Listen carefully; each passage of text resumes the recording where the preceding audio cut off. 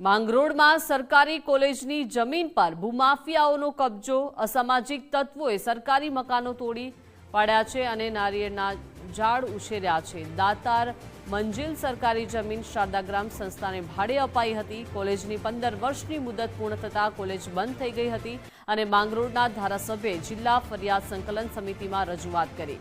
માંગરોળ મામલતદાર દ્વારા તપાસ શરૂ કરવામાં આવી। ગેરકાયદેસર દબાણ કરનારા સામે કાયદાકીય કાર્યવાહી થશે। તો માંગરોળમાં સરકારી કોલેજની આ જમીન પર ભૂમાફિયાએ કબજો કરી લીધો છે। અસામાજિક તત્વોએ સરકારી મકાનો તોડી અને નારિયેળના ઝાડ ઉછેરી નાખ્યા છે। દાતાર મંજિલ સરકારી જમીન શારદા ગ્રામ સંસ્થાને ભાડે આપવામાં આવી હતી। 15 વર્ષની મુદતે કોલેજ માટે ભાડે અપાઈ હતી અને કોલેજ બંધ થઈ ગઈ અને હવે માંગરોળના ધારાસભ્યએ જિલ્લા ફરિયાદ સંકલન સમિતિમાં આ જમીનને લઈને રજૂઆત કરી છે। માંગરોળ મામલતદાર દ્વારા તપાસ શરૂ કરવામાં આવી છે, પરંતુ ગેરકાયદેસર દબાણ કરનારા સામે હવે કાયદાકીય કાર્યવાહી કરવામાં આવશે, કેમ કે માંગરોળમાં આ સરકારી કોલેજની જમીન હતી અને ત્યાં નારિયેળીના છોડ ઉછેરવામાં આવ્યા છે। અસામાજિક તત્વોએ આ સરકારી મકાનો તોડી પાડ્યા છે। માંગરોળ ખાતે દાતાર મંજિલ નામની એક જગ્યા આવેલી છે, જે સરકાર હસ્તક એ જગ્યા આવેલી હતી।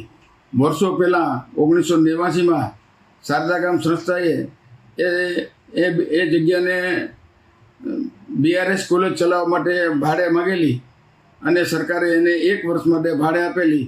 ત્યારબાદ એનું નવું મકાન શારદા ગામ મૂકવાનું થઈ જતાં CPED કોલેજને 15 વર્ષના પટ્ટે માગેલી અને CPED કોલેજ બનાવવા માટે 15 વર્ષ સુધી સરકારે એને ભાડાપટ્ટે ઉપર આપેલી હતી।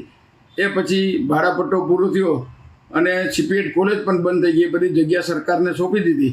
હાલ એ જગ્યા સરકાર હસ્તક છે, પરંતુ ત્યાં પૂરેપૂરી જગ્યા ઉપર પેશકદમી કરી લીધી છે। ત્યાંના જે મકાનો હતા એ પાડી નાખવામાં આવેલા છે। ત્યાં કોઈ માલ સામાન રહ્યો નથી, ખાલી નામની જ જગ્યા રહી છે। એટલે મેં મારા જાણવામાં આવતા મેં ફરિયાદ સંકલનમાં પ્રશ્ન મૂકેલો છે અને આ જગ્યા વહેલામાં વહેલી શકે સરકાર હસ્તક લેવાઈ જાય એવી મારી માગણી છે।